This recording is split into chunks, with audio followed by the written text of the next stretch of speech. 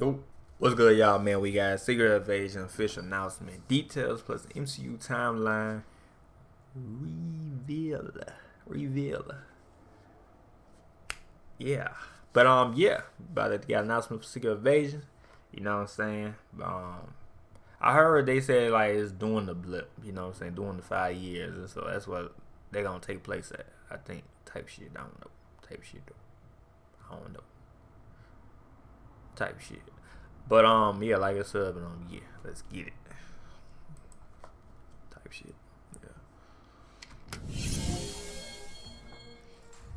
What's going on, guys? Welcome to Everything Always. My name's Michael Roman, aka Allfires. Now, as we continue our coverage of Disney's upfront and in-person presentation earlier this week featuring Marvel Studios president Kevin Feige live on stage announcing details for brand new projects, one of the biggest bombshell reveals was for the upcoming Secret Invasion. We now know some details directly from Kevin Feige and Samuel L. Jackson as they pertain to the series and exactly when this show is set in the MCU timeline, which was majorly shocking to me because of the implications for which heroes and characters can show up and which ones can't. We're going to break down exactly what they said about the upcoming series and this major reveal for where it sits in the timeline, exploring a part of the MCU that we seldom see. But first, if you could grab the subscribe button. We do daily Marvel content here at the channel, and that's all we do. Everything from official Easter egg breakdowns, trailers, and reviews to the occasional industry insider scoop and everything in between. So if that sort of thing's for you, hit the sub button, leave a comment down below. That will automatically enter you to win our ongoing PS5 giveaway, which we are right around the corner from the next announcement. If you want, stick around to the end of the video. We'll get into all the giveaway stuff again there. Okay, so Disney and Marvel really did this old school style, bringing out Kevin Feige live on stage, and when he was talking about certain projects, also bringing out the lead actors to discuss the details and hype up the show. He did this with Samuel L. Jackson for Secret Invasion to hype up their 6-episode series, which should be airing next year, and said this about the project: Secret Invasion will take place during the blip, in between Avengers Infinity War and Avengers Endgame. And I know exactly what you guys are thinking immediately. I watched the same Infinity War post-credit scene you guys did, and we're going to get to that in just a second. Now, to add some further explanation, but probably not too much clarity, Nick Fury himself, Samuel L. Jackson, said this about the series, quote, "There are things that even I really don't know about Nick Fury that I just found out. The minds behind what happened during the blip are fantastic. That's part of what we're uncovering." Yeah, cause we saw Nick Fury disappear and shit. But I mean, they can change all that. I mean, you know, it's Marvel. They can do what they want. Well, you feel me? They can like, oh, yeah, change the shit.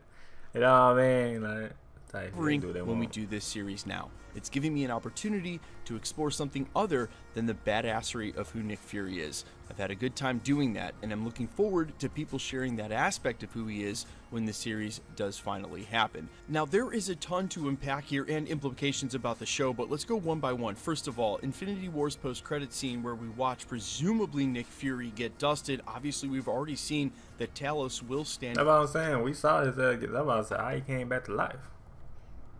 That's the question. How he came back to life. In for him, and there are several MCU theories that have been in existence really for years that attempt to explain all this. It all centers around this scene all the way back in Captain America Winter Soldier. Now, depending on whether or not you think Nick Fury died during the scene, there are several explainers what might have happened from here. If he actually died, they may have used the Tahiti Project, much further explained during Agents of S.H.I.E.L.D. It was overseen by Nick Fury in the MCU, ordered on Agent Coulson to bring him back using Kree blood. That was the whole purpose of that project. And if he did truly die and was brought back with the Tahiti Project, or even if he didn't, we don't see our Nick Fury from the scene again until Spider-Man Far From Home's post-credit scene, when he looks like he's on the beaches of Tahiti on the sword base. Perhaps he left Earth because it wasn't safe for him there. Much easier to coordinate things from that sword base and or recover. Now, there are plenty of theories on this. Honestly, they could stand as their own videos, and I think as we get closer to the series, we may delve all the way back into this again. Trust me, guys, there's dialogue in Age of Ultron. There's dialogue in Captain Marvel. People have been trying to put this together for a long time. We'll probably finally get the answer, but before we delve into all that, really for a separate video, there's one other huge implication for this series we have to talk about. If this took place during the blip, none of the new heroes we've seen in Phase 4, none of the storylines, the character development. Pete, this is the one place I thought I'd never run into you. Who'd you piss off this time?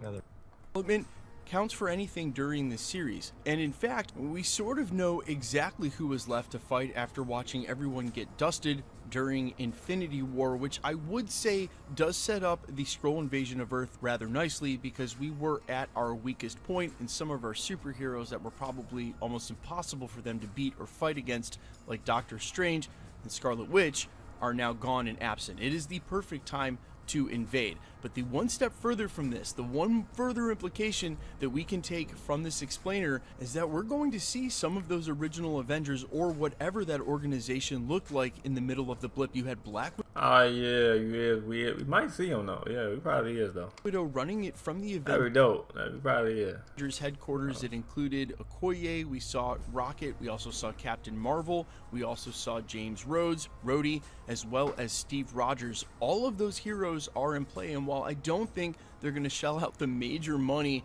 to sort of bring them all in through. Yeah, I mean, it's a show, so they, you know what I mean. Even though they can, spend the money, but I mean, it's a show, so I don't think. But we see that when the show come out. Throughout the series, I also think this is a great opportunity to see the reprisal of Chris Evans back as Captain America. Yeah, that'd be a good ass comeback, no cap.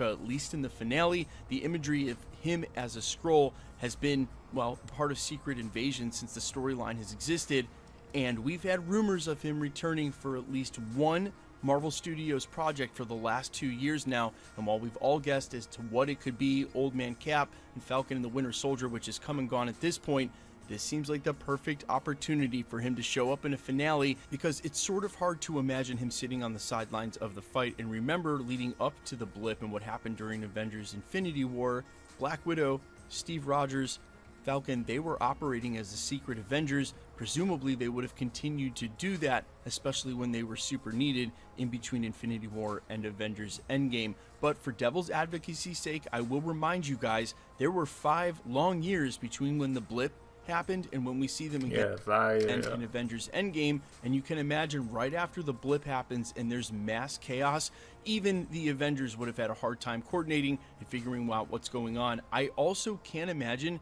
how they're going to address what should have been the confusion, the absolute meltdown to the grid system, to distribution, to everything that we saw scratch the surface with the pandemic years ago. If you lost half the population on Earth, it would bring everything to a halt. It would be mass hysteria, martial law. I wonder how they are going to even attempt to portray that during the show. We'll see. It seems like a lot to bite off for a TV series. It also seems a super ambitious design to try to go after this storyline in between the blip, but also it seems a little weird to me too because of the stakes, and I really wanted to see some of the new heroes join up, but I guess we're gonna have to wait for a future crossover to see the likes of Falcon, Moon Knight, Shang-Chi, and She-Hulk all battling. Well, I guess at this point it won't be Skrulls either. Guys, let me know all your thoughts down below.